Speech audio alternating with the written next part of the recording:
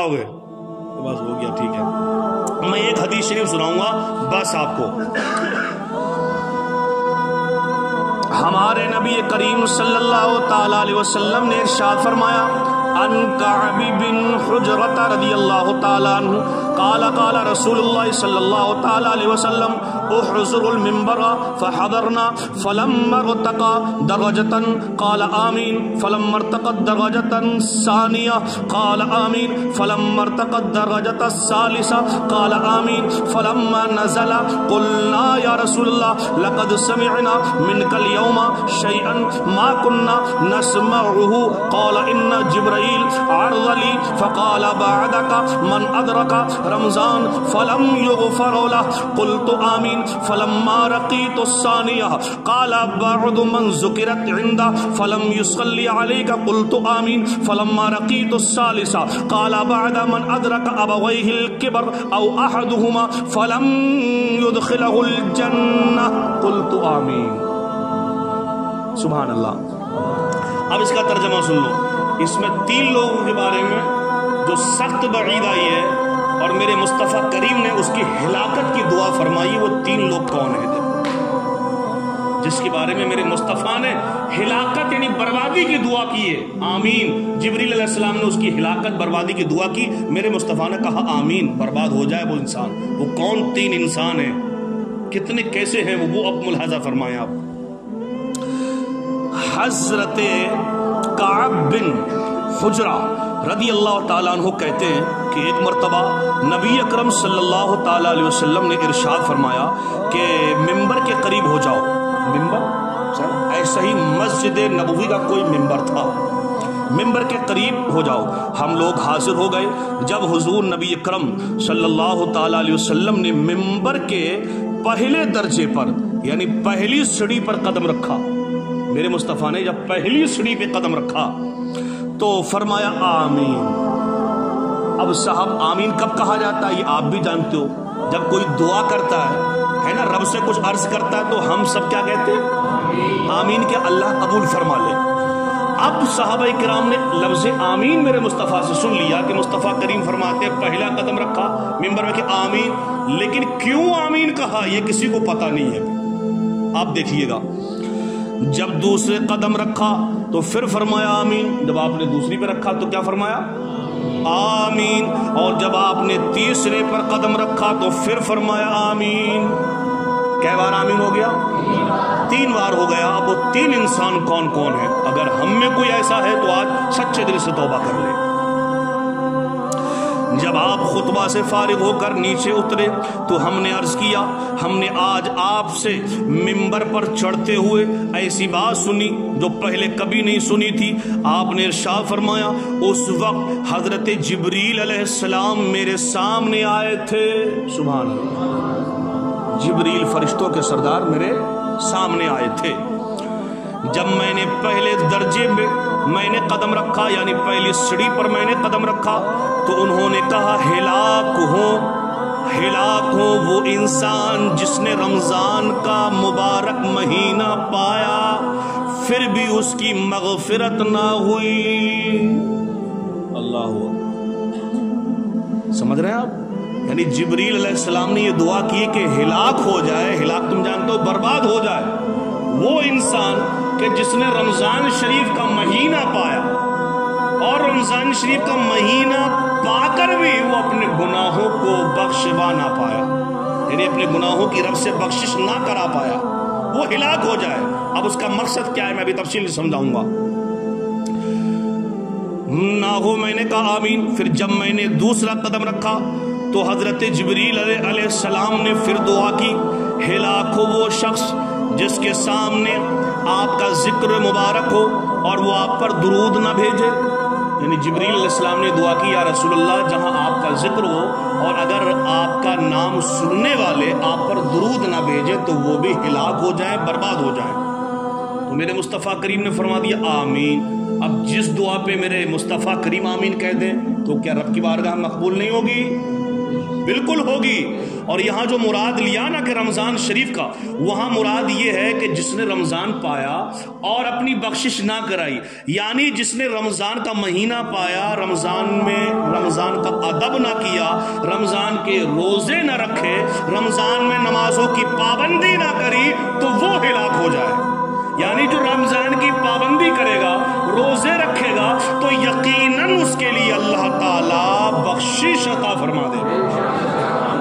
اب تیسرا انسان کون ہے آپ دیکھیے گا. جب میں نے تیسرا قدم رکھا تو حضرت جبریل علیہ السلام نے دعا کی کہ ہلاک ہو وہ انسان جس کے سامنے اس کے والدین یعنی اس کے ماں اور باپ یا ان میں سے کوئی ایک بڑھاپے کو پائے اور وہ اس کو جنت میں داخل نہ کرائے. یعنی وہ اس انسان بھی ہلاک ہو جائے کہ جس کے ماں باپ بوڑھے ہوں یا دونوں میں سے ایک بوڑھا ہو اور پھر بھی اگر وہ اولاد جنت میں نہ جائے تو ہلاک ہو. مطلب کہ ماں باپ بوڑھے ہوں تو ان کی خدمت کر کے جنت حاصل کر لو. اگر ہم ان کی خدمت کر کے جنت حاصل نہیں کر سکتے تو ہمارے لیے ہلاکت ہی ہلاکت ہے. اب اللہ تعالیٰ نے کہ سب سے مقرب فرشتے حضرت جبریل علیہ السلام ایک مرتبہ رسول اکرم صلی اللہ علیہ وسلم کے پاس تشریف لائے. انہوں نے آ کر اللہ تعالیٰ کے حضور 3 باتیں بیان کی. نبی کریم صلی اللہ علیہ وسلم نے ان پر آمین کی، مستجابیت پر یعنی مقبولیت پر مہر لگا دی. اپنے فضل سے ان تینوں چیزوں سے بچنے کی توفیق عطا فرمائے. اور ارشاد میں کہا گیا کہ اول نمبر وہ شخص بدقسمت ہے کہ جس پر رمضان المبارک کے روزے گزر جائیں اور اس کی بخشش نہ ہو. یعنی رمضان المبارک رحمتوں برکتوں والا ہے اور اس میں اللہ کی رحمت کی بارش برستی ہے. لہٰذا اللہ کی رحمت اور برکت سے مستفیض ہونے کے لیے کثرت سے عبادت یعنی زیادہ سے زیادہ عبادت کی ضرورت ہے. مگر جو انسان عبادت کی بجائے گناہوں اور برائیوں میں، جھوٹ میں، چغلی میں، ایک دوسرے کی لڑائی جھگڑا کرانے میں مبتلا رہے تو وہ رمضان المبارک کے فیوز و برکات اور رحمت سے محروم رہے گا. سمجھ رہے ہیں؟ محروم رہے گا اور اسی طرح اس کی گناہوں کی مغفرت نہ ہوگی. لہٰذا غور کرنا چاہیے کہ رمضان المبارک سے بڑھ کر مغفرت کے لیے اور کوئی وقت نہیں ہوگا. اس سے اچھا وقت اپنے گناہوں کی بخش کے لیے کوئی اور نہیں ہوگا. اور دوسرا وہ انسان جس کے سامنے نبی اکرم صلی اللہ علیہ وسلم کا نام لیا جائے اور وہ درود نہ پڑھے، کیونکہ جب بھی نبی اکرم صلی اللہ تعالیٰ علیہ وسلم کا نام مبارک لیا جائے اس وقت آپ پر درود پڑھنا واجب ہے. سمجھ رہے ہیں؟ واجب ہے، واجب. جیسے آپ نے اذان میں سن لیا اشہد ان محمد رسول اللہ، تو آپ کیا پڑھیں گے؟ درود شریف پڑھیں گے، ہے نا؟ یا آپ نے موبائل میں سن لیا، کسی اور سے سن لیا، تو وجہ کیا آپ نے کیا کرنا ہے؟ درود پڑھنا ہی پڑھنا ہے. میرے مصطفیٰ کریم نے ایک جگہ فرمایا، اے عائشہ قیامت کے دن، بات لمبی ہو رہی ہے میں اس کو شارٹ کر رہا ہوں، قیامت کے دن کچھ لوگ میرے چہرے کی زیارت نہیں کر پائیں گے اور جس کو میرے مصطفیٰ کی چہرے کی زیارت نہ ہو وہ جنت میں داخل نہیں ہو سکتا. تو حضرت عائشہ عرض کرنے لگی یا رسول اللہ وہ کون لوگ ہیں جو آپ کے چہرے کی زیارت نہیں کر پائیں گے؟ تو میرے مصطفیٰ کریم نے فرمایا کہ جس کے سامنے میرا ذکر ہو، میرا نام آئے اور میرا نام سن کے وہ مجھ پر درود نہ پڑھے، قیامت کے دن میری شفاعت سے بھی محروم ہوگا اور میرے چہرے کی زیارت سے بھی محروم رہے گا. یا لو جیسے نماز فرض ہے نا ہم پہ، ایسے ہی درود مصطفیٰ یہ بھی پڑھنا اور اس کا یاد کرنا ہم پہ فرض ہے. خیر نا، آخری بات جو تھی وہ یہ ہے کہ جس کے بوڑھے ماں باپ ہوں ان میں سے دونوں ہوں یا ایک موجود ہو اور وہ ان کی اس قدر خدمت نہ کرے کہ جس کی وجہ سے جنت کا مستحق ہو جائے. والدین کے حقوق کی بھی بہت تاکید کی گئی ہے، لہٰذا مباح امور میں ان کی اطاعت ضروری ہے. اس لیے ان کی بے ادبی نہیں کرنی چاہیے اگرچہ وہ مشرک ہوں. اللہ اکبر. ماں باپ اگر مشرک بھی ہوں تب بھی ادبی نہیں کر سکتے. کتنا درجہ ہے. اے بچوں تم بیٹھے ہو نا، جس کے ماں باپ زندہ ہے نا، میں آپ کو یقیناً یہ بات یقین کے ساتھ کہتا ہوں کہ آپ اپنے ماں باپ کی خدمت کیا کرو اور ان کی دعائیں لیا کرو. اگر وہ تمہاری ترقی، تمہاری کامیابی کی دعا کریں گے تو کوئی دنیا کی طاقت تمہیں کامیاب ہونے سے روک نہیں سکتی، ہے نا؟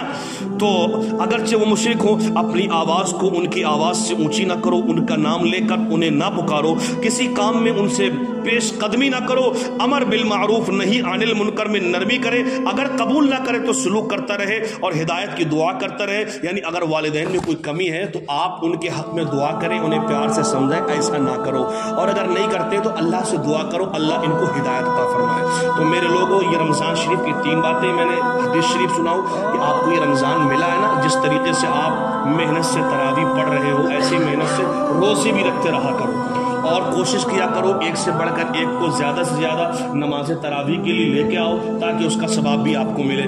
دوسرا، میرے مصطفیٰ کریم کا جہاں بھی نام آ جائے تو آپ نے درود پڑھنا ہی پڑھنا ہے۔ سب سے چھوٹا جو درود ہے وہ صلی اللہ تعالیٰ علیہ وسلم۔ میں کل کو نا انشاءاللہ اس درود کی ایک ایسی واقعہ سناؤں گا کہ آپ کا دل خوش ہو جائے گا کہ مرنے والوں کی بخشش کے لیے کتنا پاورفل عمل ہے یہ۔ اور تیسرا، اگر والدین زندہ ہیں تو ان کی خدمت کرو، دنیا سے چلے گئے تو ان کی بخشش کی دعائیں کرو۔ خیر، اللہ تعالیٰ سے دعا ہے مولا تھوڑے سے وقت میں ہم نے جو بیان کیا اس میں جو غلطیاں ہوں ان کو معاف فرما دے اور ہم سبوں کو ان باتوں پر عمل کرنے والا بنا دے۔